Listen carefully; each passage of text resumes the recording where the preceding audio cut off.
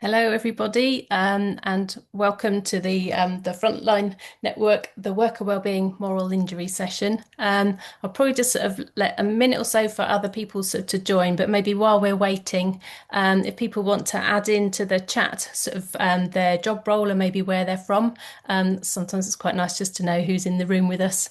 So feel free to do that, just as we just sort of wait for a few more people coming to join us.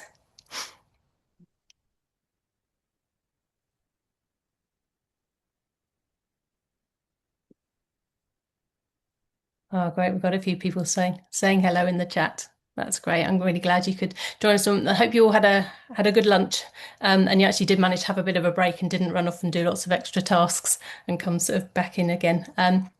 So yeah, as I say, this is the frontline worker wellbeing sort of session, exploring sort of moral injury. I suppose just want to sort of start with a bit of a sort of a statement just to say that we may be touching on things that could be sort of difficult. So I suppose just to call out to you all and just to look after yourselves, take time out if you need to, or speak to a colleague, and also just a reminder of sort of being sort of confidential, sort of when we're sort of perhaps sort of sharing things in the chat or whatever, being sort of mindful of just yeah, sort of keeping any identifying information sort of confidential sort of within that. And hopefully this will be a space where we can all be just learning together. I suppose I have to say, I'm not an expert in this sort of field, so I'm just helping manage sort of conversations, and I'm really keen to learn too. So yeah, I'm really excited about this sort of session.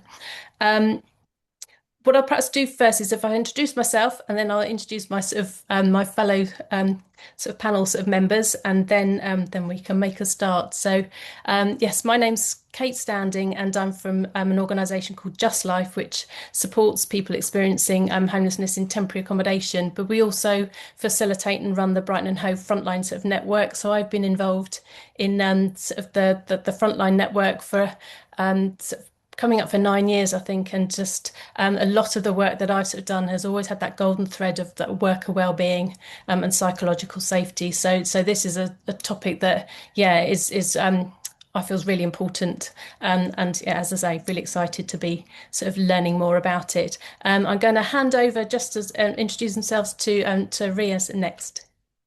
Hi everyone, thanks Kate. I'm Rhea. I'm a trainee clinical psychologist. So part of my role, I kind of wear different hats. So part of my week I spend in the NHS in psychology services, and then the other part of my week I'm studying and researching at Royal Holloway University.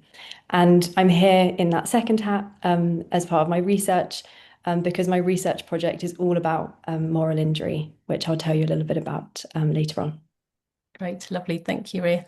And Ollie, ask you to introduce yourself.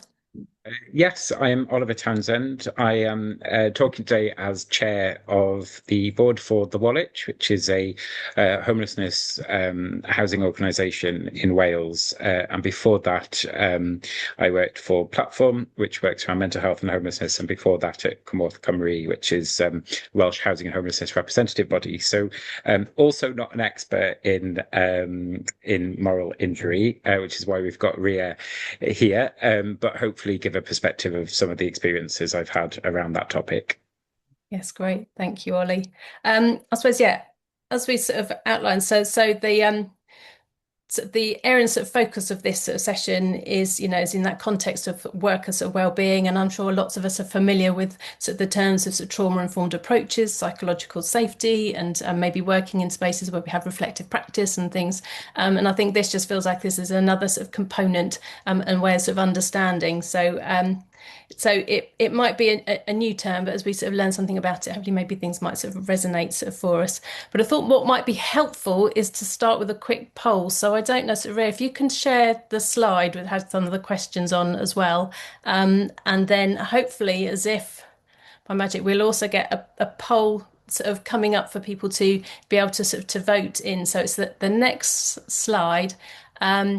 And the question sort of is, what do you know about the term moral injury? So yes, I'm fairly familiar with the term and its meaning, or I have heard of it, but I don't understand its meaning, or I've never heard of it before this sort of session. I think it'd just be really helpful just to get a bit of a feel of the knowledge in the room. I know when I was sort of talking to some of my sort of colleagues at work about moral injury, and they're like, they hadn't heard of it. So I was quite surprised. A lot of people, this is a new term.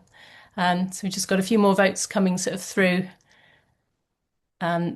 At the moment, we're at sort of 51% who've never heard of the term before this sort of session, and around sort of 30% saying they've heard of it but don't understand the meaning, and about 20% they're fairly familiar with the term and its meaning. I think it's all slowing down now, so I think we can end the poll and look at the results. So there we go. That's quite helpful, Rhea, to know that 50% of people we haven't, we're all starting from a blank sheet. So that's going to be really sort of helpful. We'll definitely be learning sort of things today, and others that sort of don't really understand its meaning. So thank you for that. Okay, so I think it's probably best now, Rhea, if we can hand over to you and you can share your wisdom with us. brilliant. Thank you so much.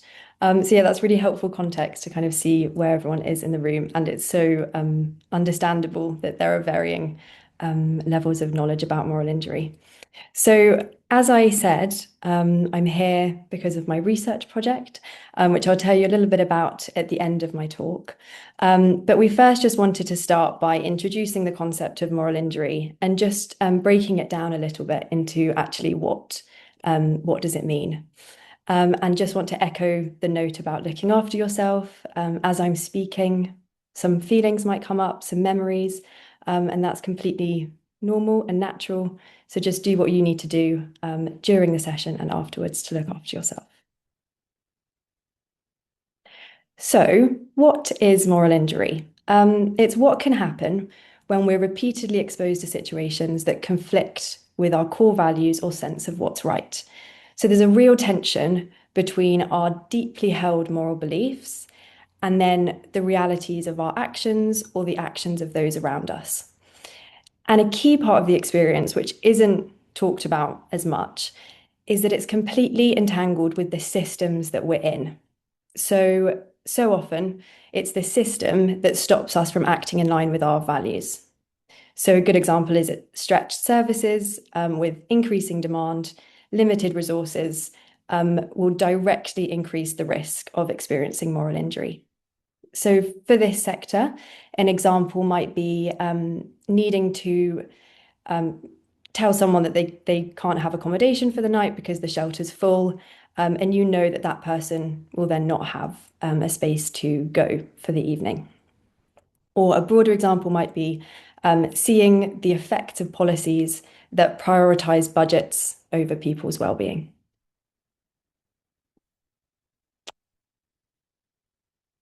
So the research has kind of clustered 3 types of experience that can lead to moral injury.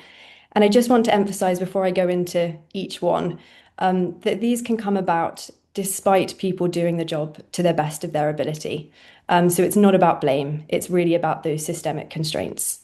So the first type is my actions. So when I have to do something that goes against what I believe in, for example, needing to evict someone, needing to ask for rent from someone that has no means to pay. The second type is when we're unable to prevent harm because we're part of that system. So service users might be denied access due to criteria that the service has, or you're witnessing someone's deterioration in their mental health, and because of the systems that we're part of, we can't do anything about that.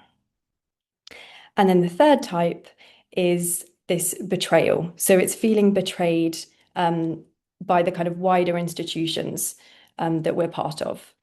And so that's speaking to the inadequate housing that unfortunately exists, chronic underfunding, and then lack of support to do our jobs the way that we want to. So this is a quote from the Centre, the International Centre for Moral Injury, and I'll just read it. Moral injury involves a profound sense of broken trust in ourselves, our leaders, governments, and institutions to act in just and morally good ways. And I just think this really highlights how moral injury is fundamentally connected to a feeling of betrayal, not only from the big actors, our leaders, our governments, but also a betrayal by ourselves. So this is all pointing to the fact that moral injury is a really complex experience, which affects our mind, body, emotions, our relationships so often, and our sense of meaning. So it commonly manifests in really intense feelings, like the ones on the screen. So guilt, grief, shame, disgust, and anger. And what's really important is that these intense emotions are very human, and it's very natural for us to feel them at different points. They're there to protect us, they have a function. The issue with moral injury is that these are enduring. So they're lasting for a long time. And that's where it's problematic, because there's this deep distress to experience these emotions for a long time. And importantly, we kind of see a shift in someone's outlook. So in how they see the world, how they see themselves. And I just thought here it would be helpful to acknowledge some other terms that are often used alongside moral injury. And I don't have time to go into them each in lots of depth, but I just wanted to contextualize that we can think of moral distress and moral injury as lying on a continuum. So where morally distressing situations are very much part of life, they will always be around, we can process them relatively quickly. So we'll be affected by them in the moment, maybe for a short while after, but we'll be able to kind of get back on track. Whereas moral injury is sitting on that more severe end of the continuum. Again, what the previous slide was talking to, this enduring impact, and it's really talking about a deeper wound that's happening. In terms of the other experiences there on the screen, people can experience all of them at once. People might have a few of them at once or just one of them. So we can get, complex pictures. But just briefly, where PTSD, so post-traumatic stress disorder, and trauma are fear-based reactions, burnout is exhaustion-based, compassion fatigue is empathy-based, moral injury is ethics-based. So it's really about ethical transgressions. So hopefully that's just helpful to contextualize what the different experiences, what their different focal points are. But of course, there are many overlapping symptoms. So again, I just wanted to briefly give an overview of the history of moral injury. Unsurprisingly, it's part of human nature. It's probably been around for as long as humans have been around, and we've been living in systems. In terms of research, it's similar to PTSD in that it emerged following the Vietnam War. So a lot of the early research is solely in military contexts. And then into the 2000s, we gained more of an understanding of its definition, the symptom profile, so what it looks like. And then there was a really big turning point in the pandemic because we were seeing moral injury in diverse contexts, not just in the military. So in healthcare, in emergency responders, in social care. So there's kind of been an explosion of research into moral injury because it's not just seen in the military. So what does this all mean? I think we've kind of touched on the harmful effects of moral injury and just how painful it can be as an experience. But I think it's really important to place emphasis on how actually it reflects our capacity to make moral judgments. And at its core, it kind of shows us that we can care deeply about what's right and wrong. So in many ways, moral injury is really pointing us towards what matters most and what we want to stand for.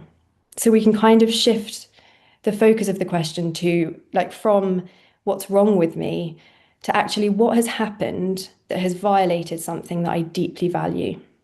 And that isn't intended to minimize the pain or the suffering, but ultimately it's a reasonable response to systemic constraints and systemic issues. So we want to try and make sense of what matters and where change is needed. So along the same lines, there's so much power in simply naming moral injury. It gives language to an experience that so often feels confusing and isolating. And I think it's important that a lot of people haven't heard of it and don't know what it means. So just having the language to describe this experience can be really powerful. And it just helps people understand that their pain is a response to violated values and not a personal failure. And I think this graphic captures that also really nicely. So illustrated by Dr. Juliet Young. And it's showing that the flip side of moral injury is working morally. And that's what most of us are trying to do and striving to do. So while all of these things are getting in the way, the systemic pressures, the lack of resources, risk-averse culture, actually we all have this shared commitment to working morally. So beyond naming moral injury, what support is there for people that might be struggling? So I just want to introduce this idea of moral repair. So this is really about healing and reconnecting with our values. So sometimes this can be directly trying to counteract the action that has led to the feelings of moral injury. So for example, if in our role we have had to evict someone, can we immediately signpost them to outreach services? Or can we sort them some temporary accommodation in the interim? So trying to just directly counteract that action. Sometimes this isn't possible and we can't directly counteract it. So moral repair will look a little bit more general. So what can you do in your life, in your world, to reconnect with those values that have been hurt? So for example, some people might join an activist group if that's something that speaks to them, or join in on advocacy. Of course, self-care is super important generally in our well-being at work, and especially in terms of moral injury. So filling up your cup, what does that look like for you? And again, it's going to look really different for each of us. Is it about boundaries, rest, exercise, hobbies, lots of different things? But where do you feel most like yourself, and what recharges you the best? Then we have reflective spaces. So if you have reflective practice groups, this is a place where you can bring these ideas to talk about with colleagues, and importantly, colleagues that understand the context, and that's really important. You can bring it to supervision, or it can just be an informal chat at work as well, just sharing the load. Then we come to the slightly bigger one, which sometimes feels slightly out of reach, but organizational change. At the end of the day, that's where we can have the biggest impact in reducing moral injury, but really addressing those systemic issues. So workload, policies, decision making, how can that change to protect and look after the staff? And lastly, sometimes moral repair, self-care, reflections won't be enough, and that's completely okay.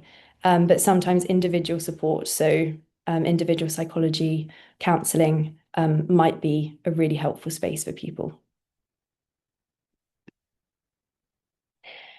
And lastly, I just mentioned that my research project is all about moral injury. So I just wanted to share it with you all in case you can contribute to it, which would be fantastic. So it's all about moral injury. As I was saying, moral injury is the research into it is really expanding. And this is actually the first project to look at it in the homelessness sector. So it's really important to hear from frontline staff in homelessness services, to share your experiences and contribute to this research. And a big part of this is we really want the findings of this research to then inform future support that can be given to teams. So it's really, we'll kind of gather the information and the data and see what it is that staff will most benefit from. And that involves kind of looking at compassion and how staff's level of compassion might be able to buffer the impact of moral injury. So it's really simple. It's an online questionnaire, completely anonymous, won't know who you are, which organisation you're from. And there's an option to enter into a prize draw, just to say a huge thank you. And that leaves me just to say thank you so much for listening. And I hope that was useful, and yeah, looking forward to the discussion that comes. Great. Wow. Thank you, Rhea. Perhaps if you take the slide deck, there we go. Oh, we're back again. Thank you so much. That's got my brain sort of going. I don't know, yeah, sort of for those of you on the call, sort of I just wonder what sort of resonates for you. So what might be a good thing to do is if you've got any sort of questions to use the Q&A sort of button and sort of section. We've got one question already, which we've partly sort of maybe answered already, but we could perhaps sort of chew over a little bit more too about what recommendations to prevent and avoid sort of moral injury. And then also if there's any just more where it maybe does just sort of resonate, perhaps use the chat sort of function. Because yeah, I don't know about you, but I think as you were describing things there, sort of, I was thinking back on my sort of work experience over the years, and it's like, that's helping me put a name to that's familiar, I recognize it, and putting a name to it. So yeah, that would be really sort of really helpful. And I suppose just also just to remind people again, using the chat and the Q&A sort of questions, and also keeping sort of things sort of confidential and sort of not identifying information to be sort of shared during the session. And I was just going to hand over to Ollie's to any initial sort of responses from you before we can maybe sort of drill down a few more sort of questions. Yeah, thank you, and thanks, Rhea. That was really helpful context setting and really good to see it sort of named. So I apologise in advance. So I've never met a balloon I couldn't deflate, so I'm going to bring the mood right down. It kind of in response to that first question, do I think we can prevent it? So I believe there are things we can do, obviously, but I sort of want to suggest that no, we can't, because we are trapped in an extractive society that essentially has people dismissed as commodities. People who don't fit in are isolated and kind of shunted off into the edges of our society. And fundamentally, and it's really important we're having this conversation as the Frontline Network today. We have a lot of people, the people who deliver the majority of our support within homelessness services are the lowest paid employees probably in the country. So those kind of conditions, plus dealing with one of the social wicked problems of homelessness, and let's not forget, homelessness is a symbol of absolute social failure. Not for the individuals, but for society. The fact that homelessness exists at all in one of the world's richest countries is absolutely horrific. So we're working in a system that is flawed, broken, and actively harmful. And just like it's really important to name moral injury, I know that sounds really overwhelmingly bleak, but it's really important to name that as well. But the bit of hope that I hold on to, just to kind of not finish my first point on a really horrible note, is there are always ways of taking back power. So one of the things and this is not a challenge here, it's more interesting to note it, is in the presentation we talk about systemic harm, and actually systems are people, and we often avoid recognizing that. So for me, I think the first step is recognizing that all of those systems I've just described, extractive capitalism, commodification of human beings, limit of resources, low paid staff, all of those are systemic conditions that have been created by people's choices. So for me, the most important thing maybe to explore in terms of moral injury is how do we as individuals take back power to shift the systems that we're trapped in. So yeah, an initial thought to chew on maybe. Thank you, Ollie. Yeah, and I think that's sort of something that's, I suppose, those of us being part of that, the wider Frontline Network and the annual sort of surveys about sort of sharing, and having our collective voice about what can be sort of challenging, sort of working in the sector is, we might not see sort of the dial sort of change sort of dramatically, but that sort of chipping away, and also I think sort of reminded too around how there's been such a sort of a sort of positive move towards, engaging sort of lived experience, sort of voice in sort of shaping services and really understanding. So, but quickly on the back of that is what does that learned experience sort of voice? And I think some of those spaces where we find we are hitting against the sort of system and it's having that negative impact. And I just wonder whether, yeah, this term sort of moral injury. And I'm also interested in the distinction between that and then the moral distress, but to be able to sort of name and start to identify these things, and for us to not to maybe think that this is me, this is a failing in me, to actually sort of externalize it and say, oh, no, this is part of the system, the broken system that we're working in, and maybe we can then start to come up with some of the answers as well. And like I say, not necessarily things change overnight, but if we keep sort of chipping away. Yeah. And any sort of thoughts yourself, sort of, Ray, or know anything else that, just from your own sort of learning and Yeah, things to no, share? completely hear everything. And I think it's really important also to name that, like you were saying, Ollie, um, and that systems are people. And I think that's really important. And I think it would be so significant to be having this talk with the leaders and those people at the top. And it's really important for frontline staff to be familiar with this terminology, because at the end of the day, they're likely to be experiencing it. But also for the leaders to know about it, and to have the institutional buy-in to then ensure that there's adequate training and support. Because, like you were saying, the ethical dilemmas and morally distressing situations will always be part of the work. So it's about protecting staff as best we can and looking out for them. Yeah, great. Thank you. We do have a couple of questions in the Q&A. So one is, how do you suggest professionals maintain boundaries with service users when situations occur, which are unjust, but you don't have the power to change, i.e., not being derogatory about their other support services and systems to the service user? Um, any answers on that one? I know that sometimes, yeah, you can get sort of frustrated within teams, and it over sort of spills, can't it?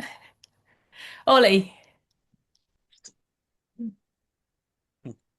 Please don't quote me necessarily on this one. No, you can quote me on it, it's fine. But don't necessarily go away and do this. But I suppose for me, it's the challenge of why not? Um, if we know that harm has been caused by another service, why not? And I think it's those questions that within kind of this is what I mean by our extractive capitalist system, and you'll hear me say that a lot today. So we are, I think, majority within homelessness services, probably working within the third sector, not all, but most. And we've essentially been forced into a competitive commissioning environment, or we've been forced into situations where we have to aggressively fundraise to provide what should be basic human support for people to live. So what that has done, I think, has introduced an element of fear. So, not all third sector and not everyone at all, but I think it's made it much harder for us to be courageous, because we can't necessarily upset the commissioner in the local area, or if we need referrals from someone, can we really criticise? Or if we need someone to support one of our the people that we support, we might need that mental health team to do us a favour. So I think we have developed a culture of fear within the third sector, where we don't want to rock the boat. And actually, I think that's stopped us from naming when we see awful, shocking failures of the system. And so I think that lends itself to powerlessness. And the people we support can feel that, because then they know when we're not acting in a human way. So if I'm talking to someone, my background is I've had a lot of treatment and operations in the NHS.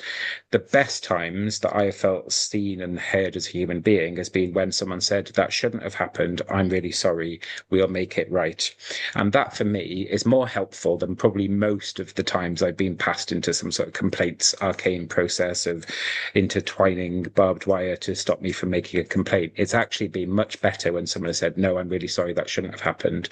So I don't want to sound really blasé, Rachel, about that question, but I think it's so important we don't lose sight of that. If someone's messing up, I'll use the polite version, say.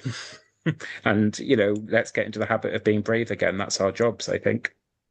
Yeah, and actually, sort of talking to that sort of Ollie, it's reminded me with our sort of team at sort of Justlife, we were sort of supporting some local sort of networks. Actually, they came up with and developed a workshop around navigating difficult conversations, which really sort of came out of probably actually that potential sort of impact of that moral distress of when you're sort of liaising with another sort of service and you're not and you're not quite getting what you sort of need or what your client sort of needs. How do you approach that without getting really frustrated and then storming off or whatever, and navigating sort of those in those sort of small sort of ways really. And I think also just I'm just sort of reflecting on some of our so through the Brighton and Hove Frontline sort of network, because we're sort of a relatively small geographically based sort of network. There's a real sort of power in the sort of the voices of different sort of workers, where we meet on a regular basis. We have some monthly learning lunches and things, but you get different workers coming from different organisations, so you can sometimes start then filtering.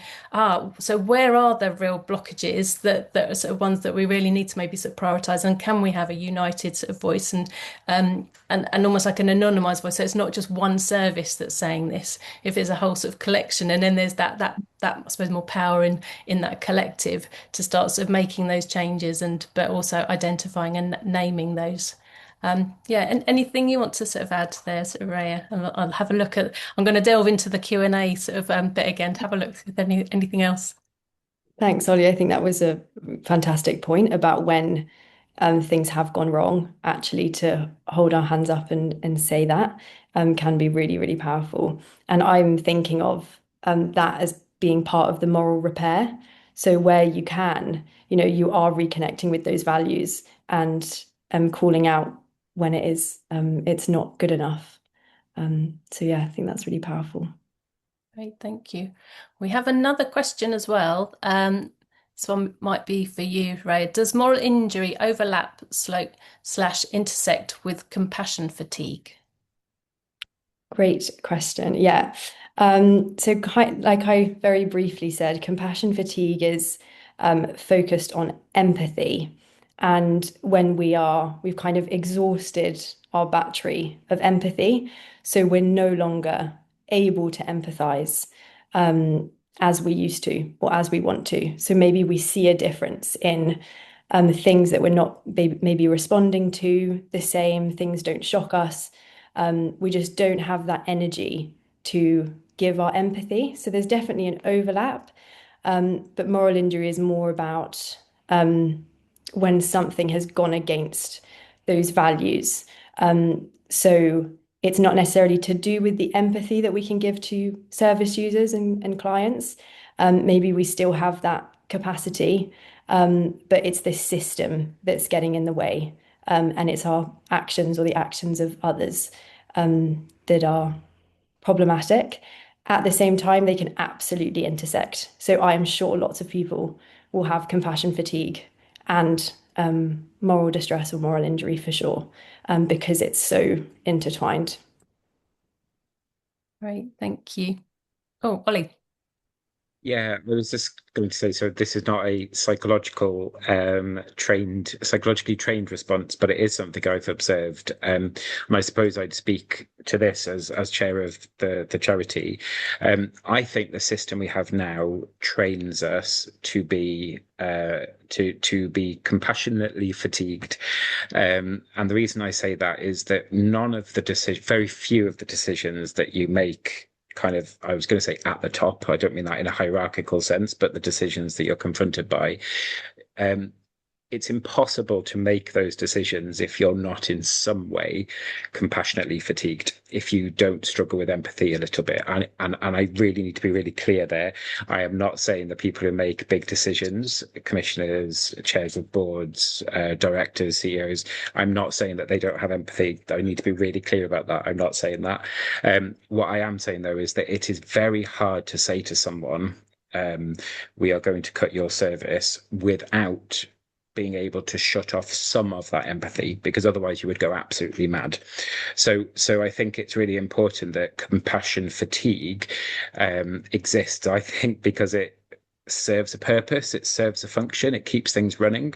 And until we recognize that it serves a function psychologically for us as human beings to allow the system to function, I don't think we will ever beat it. And instead, we'll keep pushing down that moral injury to people on the front line.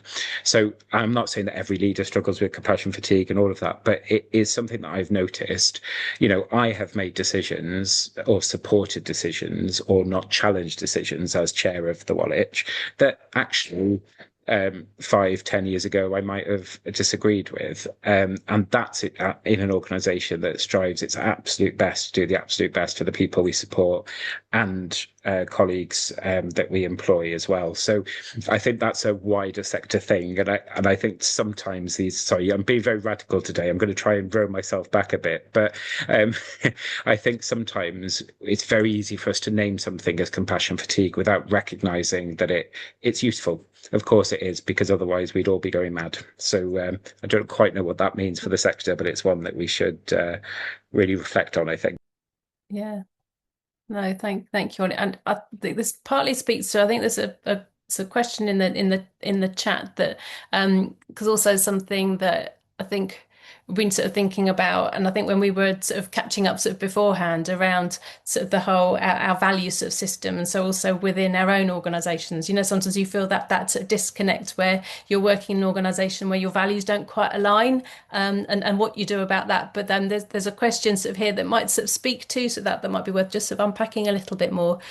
So it's, do you have any advice on productive challenges as senior leaders in your own organisation when their approach is causing you moral injury? So particularly when you're still very invested in the organisation and the mission itself. Again, probably not easy answers, but that's yeah, we've probably all been there and seen that in different ways and we can identify organisations where we've really been aligned and then where there's been that disconnect. So I don't know, any sort of thoughts on that?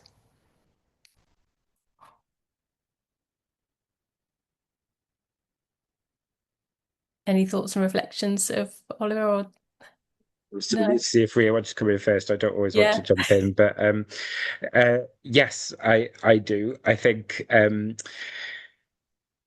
so. Again, speaking as chair, one of the things I've really tried to do is, as the board, we kind of make the space very open to challenge. I'm probably very exhausting for our executive team and the rest of the colleagues because I will always ask probing questions and then offer support to try and either resolve things, or actually a lot of the time they're already on it anyway.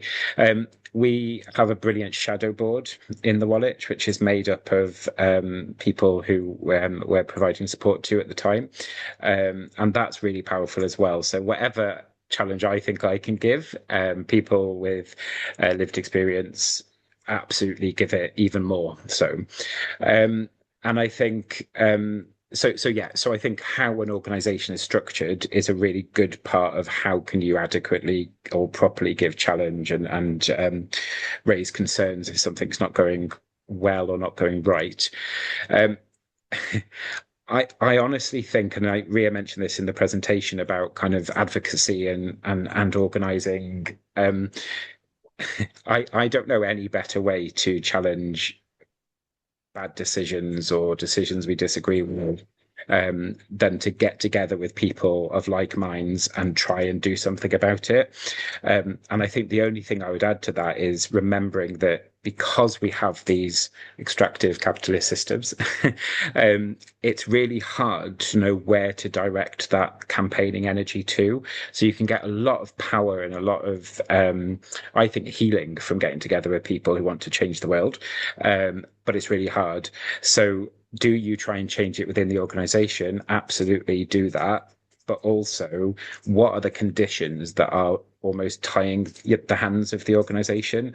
I know there are certain things that my organization has had to do because of the system. And so campaigning internally is really important. But actually, what we really need is all of us as charities and local authorities and whichever kind of system we're in, we all need to stand together and campaign for changes. And until we do that, I think we'll always be, maybe a bit disjointed and pulling against each other in some way. So, yeah. Okay, thank you. I love that. response, and it really makes me think of there's a military psychiatrist called Dr. Neil Greenberg who's done a lot of research into moral injury in a military context. But he talks about how resilience lies in the bonds between people rather than individually. And just as you were speaking, Ollie, that it really made me think of that kind of on a day-to-day basis. So with our colleagues, doing what we can to help each other get through when it's really, really tricky.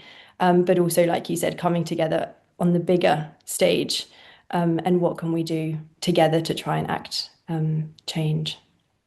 Yeah, well, that's really true. And actually, it reminded me as you were both sort of speaking around, yeah, building that trust and relationship through that lens of we're all talking about sort of being trauma informed and trauma informed approaches and things, but it's again reminding ourselves it's not just about the worker client relationship, it's the whole system all the way sort of through, and that building trust sort of we need to be building sort of trust and creating those safe spaces are equally important for when as frontline sort of workers are noticing sort of things within our organisation that you feel you can challenge and you can sort of unpick and you can start to sort of, and there might be some things that are bigger than us or our little organisation to sort out, but equally there might be some quick wins there, always after a few quick wins. But yeah, so, and I think maybe is that a vehicle that, because it does feel like the whole sort of system and sector is talking about being sort of trauma informed, that we can just be so this is a bit to be thinking about, sort of like when yeah, organisations are wanting to fly the flag to say they're trauma informed. It's like, yeah, but how about this too, and challenge that way. Ollie. I I totally agree with what both of you have said there. And I think just to add quickly, we are obsessed in our sector, myself included, at trying to fix things and provide answers. And when I was working at Platform, I worked with lots of brilliant colleagues. And one of those colleagues, Claire Marie, said to me, "You don't always need to fix things. You can just listen. And listening is just as important as trying to fix things." And hand on my heart, I kind of yeah, talking nonsense, typical psychology kind of conversation. Sorry, Rhea. And then actually I thought, you know what, stop being arrogant, listen to what people are saying, and actually sat down with one of the support workers, two of the support workers, and they talked to me about how absolutely horrific they were finding what they were having to do, having to give people tents to go and sleep on the mountains because there was no floor space, how every single day felt like a struggle. And I listened and they were really upset. And then I listened and I kind of sat on myself because I wanted to say, "Oh, let's try and fix it," but I knew we couldn't. So, and my job was head of policy and campaigns. So I thought it should be something I can fix. Surely I can, I don't know, get more funding or change the law or something, but I couldn't. There's nothing we could do. So I just sat and listened, and then I logged off feeling absolutely awful, thinking I've accomplished nothing. And then about two hours later, had two separate emails from people saying, "Thank you just for listening. It meant the world, and I feel recharged now."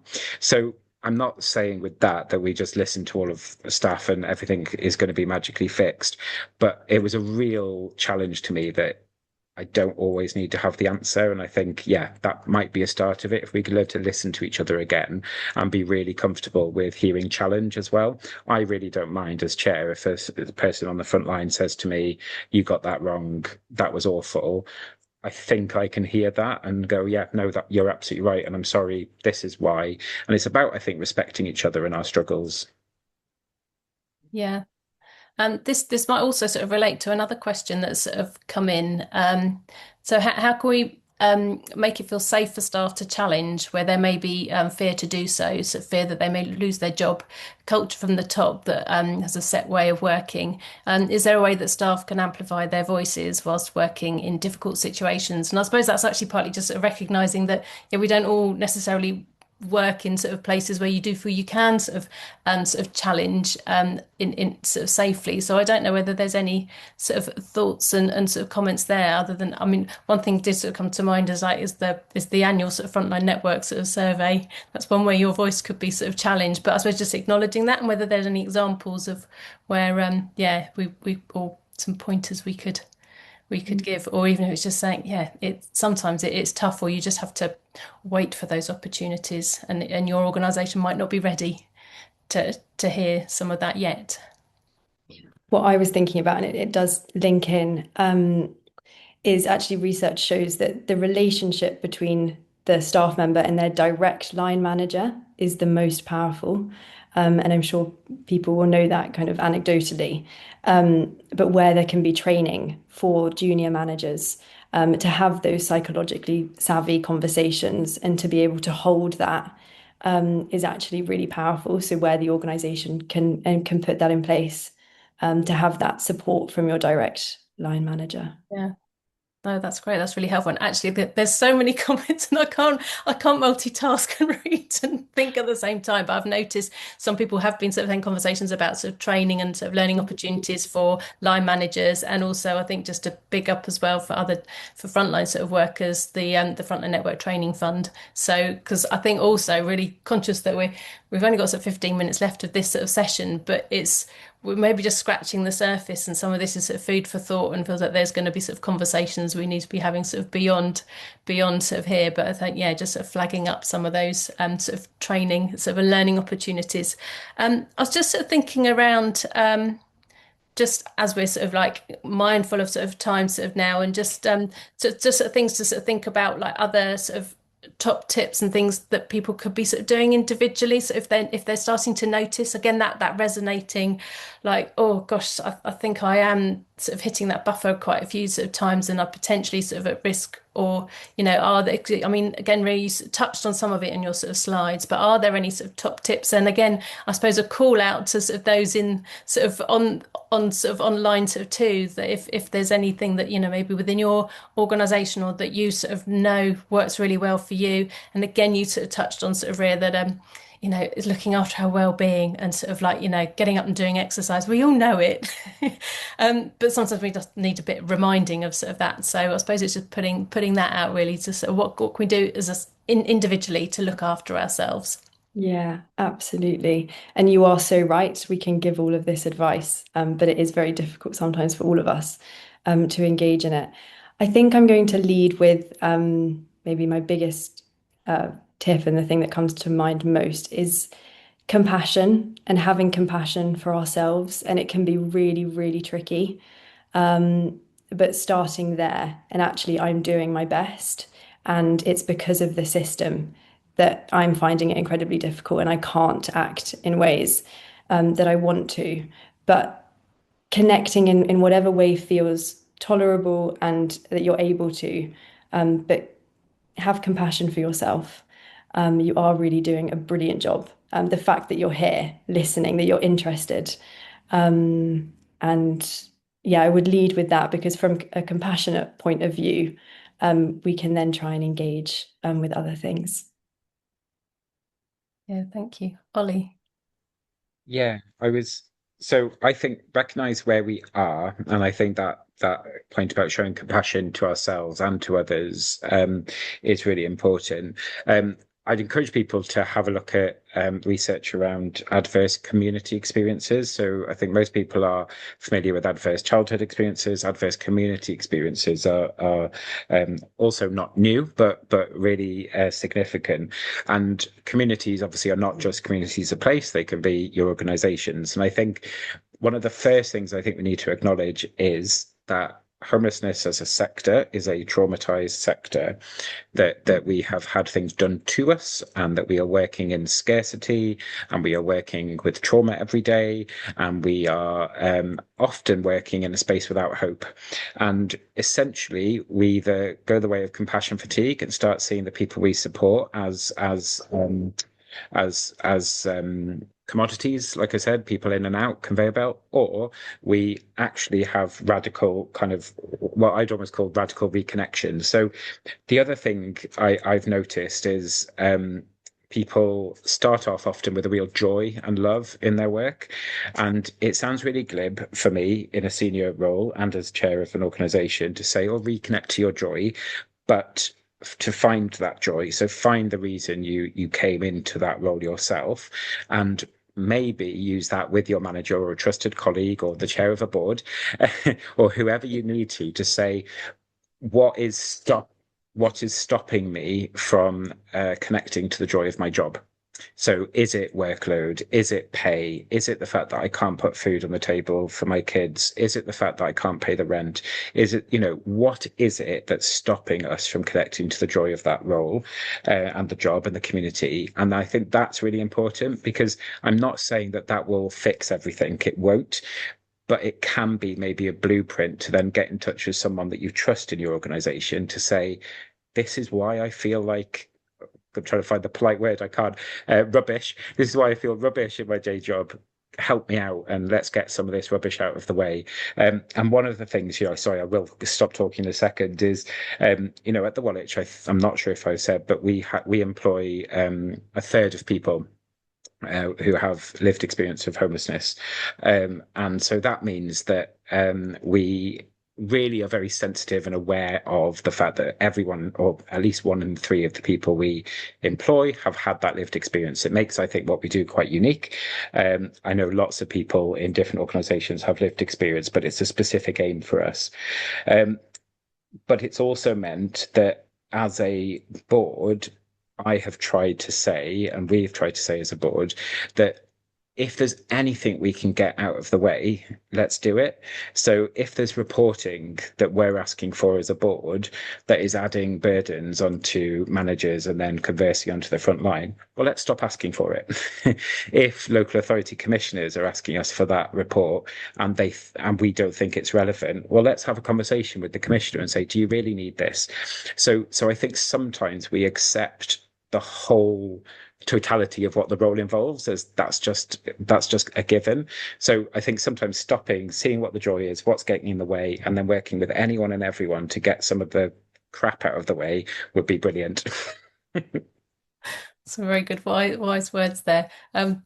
Again, as you were sort of talking there, sort of Ollie, again, sort of reminded again of sort of the trauma-informed stuff and trauma-informed sort of lenses, but there's also something around with that greater awareness. We're almost like, as workers, we're sort of we're aware of what really good looks like, and so almost like our expectations have sort of risen, and then that can be that really sort of frustrating. So again, it's that prioritizing sort of things. Actually, what do we really not need to do? But also for us to not just be doing that individually, but actually, and that's what's really lovely hearing sort of from you, that organizational sort of wise sort of approaches and things. And again, yeah, that coming back to sort of what brings us to doing what we're sort of doing in the first place. And again, we're fundamentally wanting to help sort of fellow citizens, fellow human beings, and it's getting back to that, and it comes back down to relationship again, doesn't it? So yeah, I'm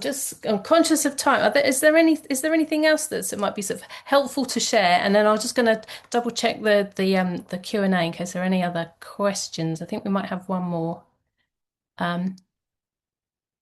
So another question is a statement and then a sort of a question after sort of that. So one of the reasons for moral injury can be the high expectations of frontline sort of staff, and can have for those they work, and what can be achieved with the right support. And then when it's unable to be delivered or secured, that results in suboptimal outcomes that causes moral injury. So one response is to lower our expectations, to accept more sort of mediocre.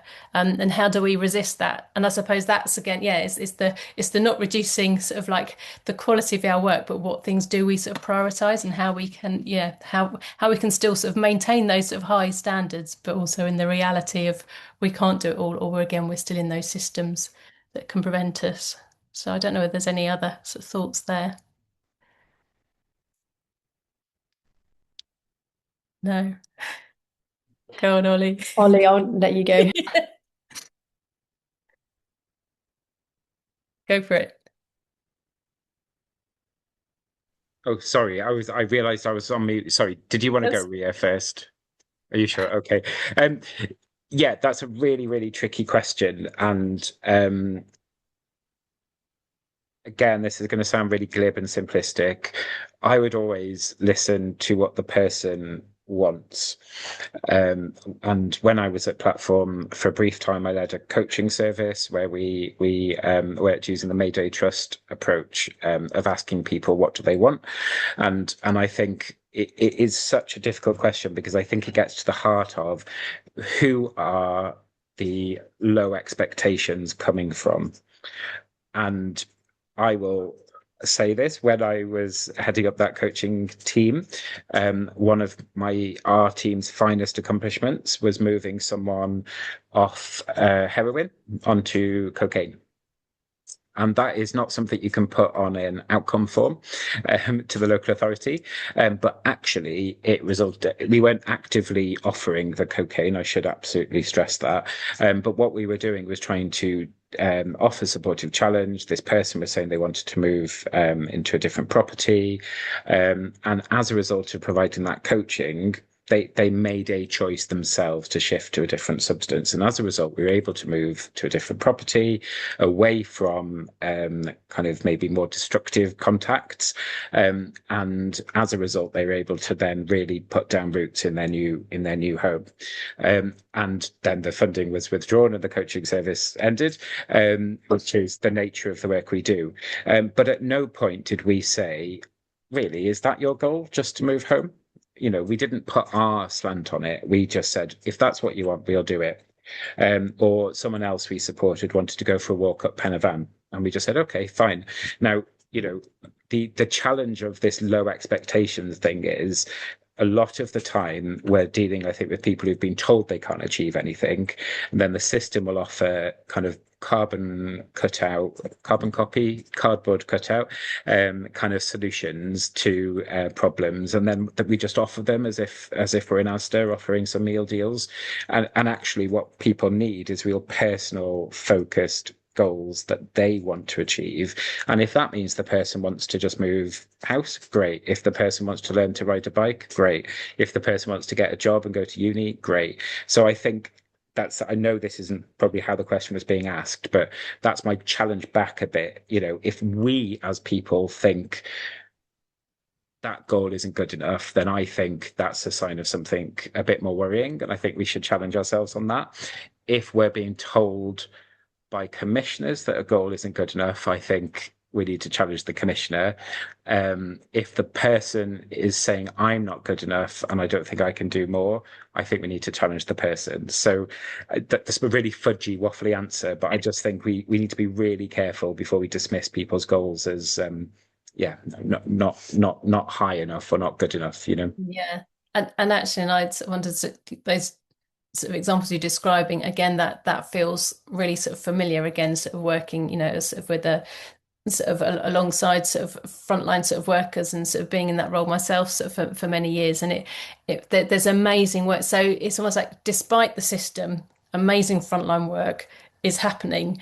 So despite those blockages and those sort of challenges, and I suppose, and that maybe that sort of wraps this up, but it's just being aware of sort of moral injury. It's a thing, we can name it. So when we are working within those challenging sort of systems and still doing our get arounds and sort of providing actually the highest sort of quality sort of service because we really value people and we want to give them our very best, it's also just being mindful to look after ourselves. And here are some sort of tools, and I suppose potentially in sort of close, this is yeah, as I said before, this is potentially the beginning of conversations. And I suppose that's my appeal to all of you on the call sort of today, that if you have got, those spaces where you have reflective sort of practice, sort of either sort of formally or informally, again, if you're part of a really good team, because that's really sort of strong, sort of reach out to sort of those that you're working around, and maybe share the recording of this and have a chat and sort of chew it over and think about, so what things can we be doing?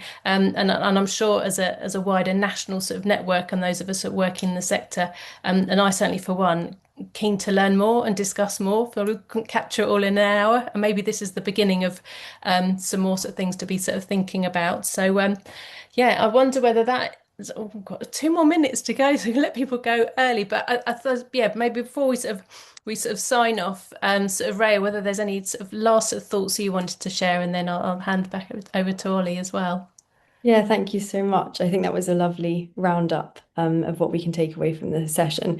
And it's been so brilliant from hearing from both of you within the sector, because I think sometimes the research can be a little bit more removed. So actually hearing how it can apply in the day to day is amazing. And I'm just going to put the link Yeah. to the study into the chat. So if anyone is a frontline staff member, or you can share it, it would be so fantastic to have your contributions. And yeah, thank you so much for having me. Oh, brilliant. Ollie, any last Yeah, I thoughts? was just going to say the almost inverse of what Rhea was saying. It was really good to have the evidence and the kind of psychological grounding in it because I think it really puts a name to stuff that we feel kind of in the sector. So it's really powerful. And I suppose I would just finish by saying that you do, as frontline workers, have a huge amount of power and experience and knowledge and wisdom. So when you feel that kind of whether it's a stab in your stomach or whatever it is that's kind of that real pull to say something isn't right, then you have so much more power than you realize to change it, even if it doesn't feel like it. So please don't be silent with that. If you speak it out loud, someone will hear it and we can do something about it. It might be in a backwards way. We might have to work around systems, like Kate was saying, but you will be listened to. So yeah, definitely engage with the Frontline Network kind of groups. I haven't been to one for a long time, but they are fantastic, and I think you'll find your people there. So thank you, everyone. Yeah, great. Thank you. And apologies if we didn't sort of answer any other sort of questions or any sort of reflections in the chat. We'll go away and have a look. And if there is anything that sort of was unanswered, and we can find some answers and get them out to people. And like I say, I suppose, yeah, watch this space. I think some of us will be talking some more in other spaces. So thank you very much and enjoy the rest of the conference.